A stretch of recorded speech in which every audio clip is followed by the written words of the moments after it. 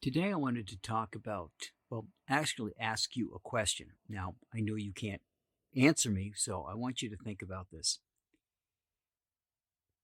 But how many photographs do you have around your house of your family or even your friends?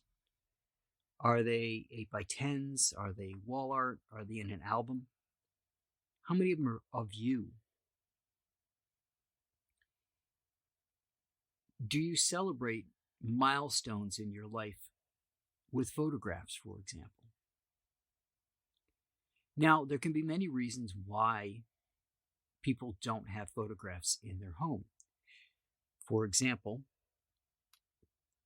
my parents like to collect art.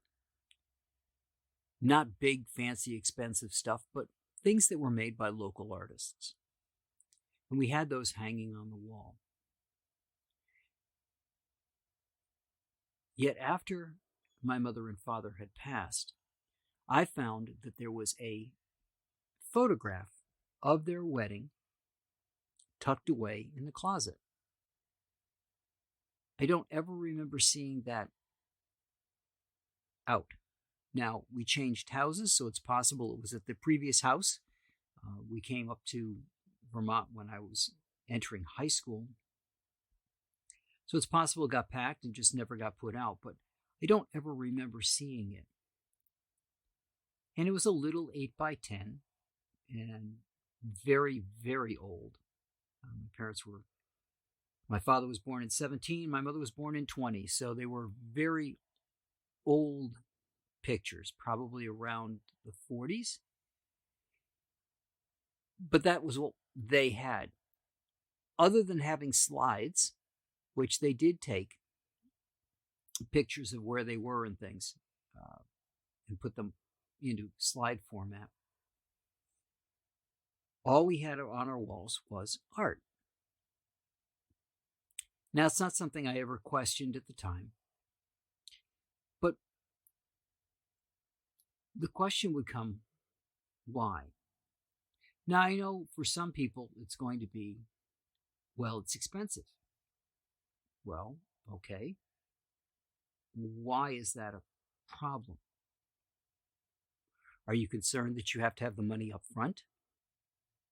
Perhaps there's a way you could work with a photographer and not have to pay everything up front. Maybe it's the way you look.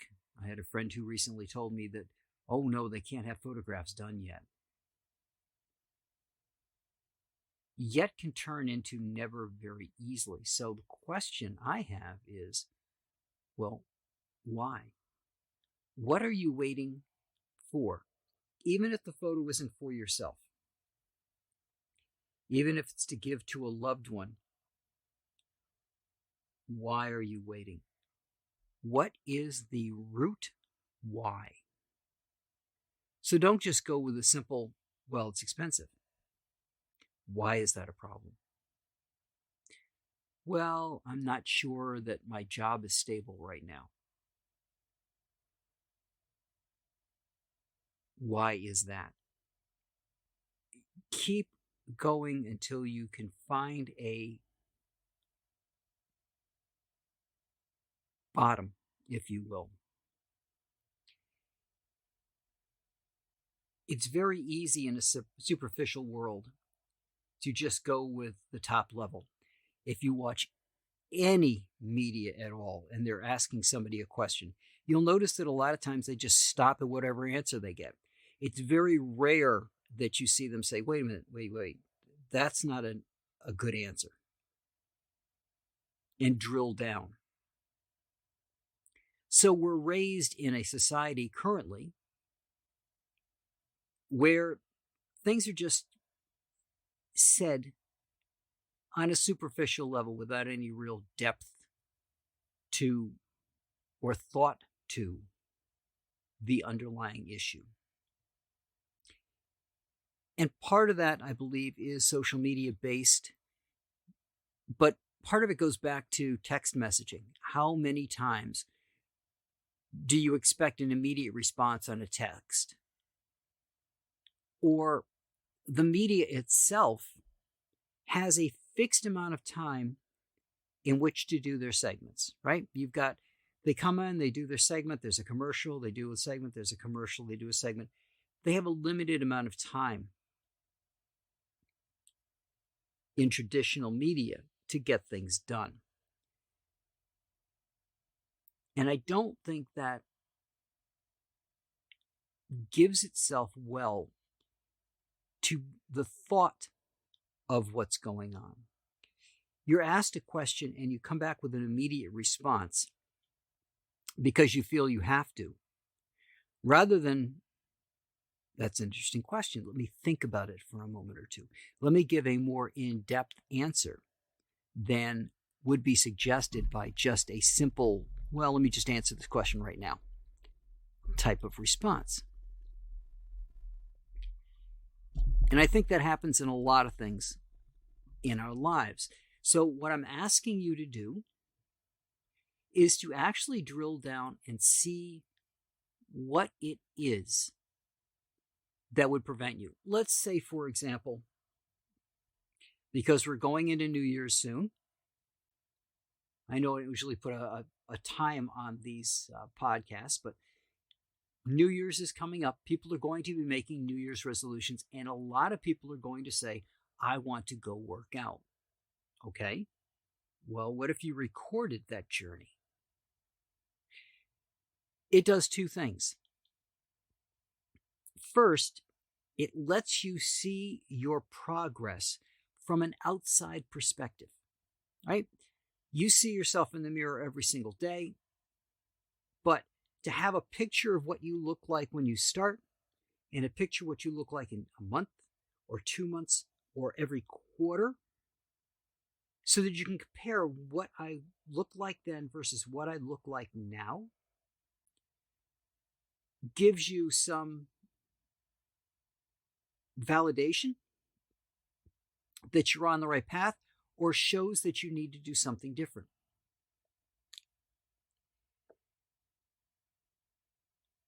As you hit certain milestones, what if you took pictures? What if your goal was at the end to create an album of your journey to not only remind yourself of where you started and what you could achieve, but to show to other people that they could do it too? And a lot of it comes down to, what do we do to celebrate us? You could go to a spa, right? You could take that money and spend it on a massage or a hot stone treatment. Go get a facial, get your nails done. Go get your hair done differently, get your hair colored. But all of those things are short term. Having a piece of art on your wall is not. It's something that you're going to have for years and years. And even if you don't want to put it on your wall, even if you want to go more an album format, you're still going to have something for years and years. And if you want to redo it again later on, you can. But you have something longer term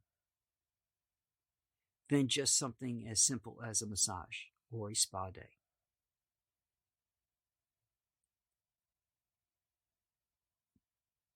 Part of it is, how do you want to celebrate yourself? And I think part of it is self-confidence. Just being able to get in front of a camera and have pictures taken can be a daunting experience for some people. The more outgoing you are, possibly, the easier it is for you to put yourself in front of the camera, which may be true. But that doesn't prevent you from doing it yourself. Again, the final output is going to be seen by whoever you choose to see it. Obviously, the photographer will see it as it's being made, and we'll see the final product before it goes off to be made into whatever artwork it's going to be. But it's still basically just you. And to me, having photographs is a way of celebrating. It's a way of memorializing yourself and seeing how far you've come on your journey so far. It doesn't mean your journey's over. It doesn't mean there won't be other things to celebrate later on. It doesn't mean that you won't want to do this all over again. But think about how you want to celebrate yourself and how you want to see yourself 5 years from now, 10 years from now. Artwork, if kept up, can last 20 years.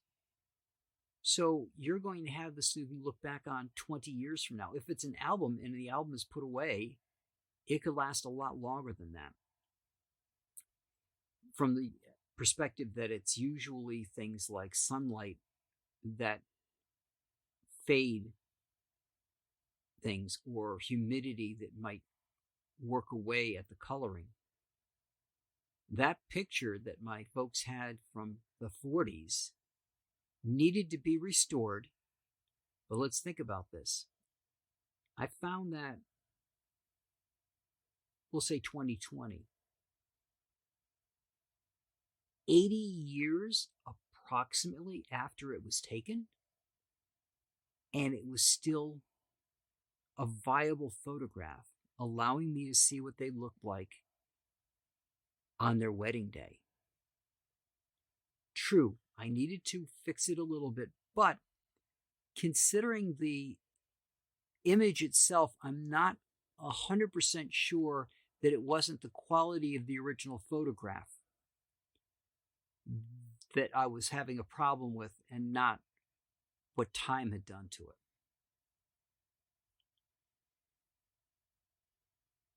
But in any event, I hope that you find a way to celebrate yourself, celebrate your loved ones.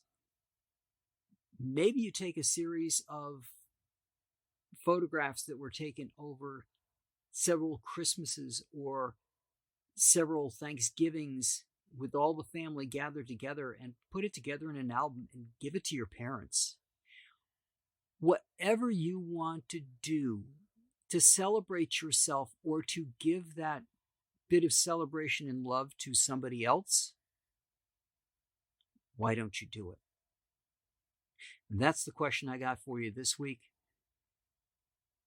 And I thank you guys, and I will talk to you guys all next week.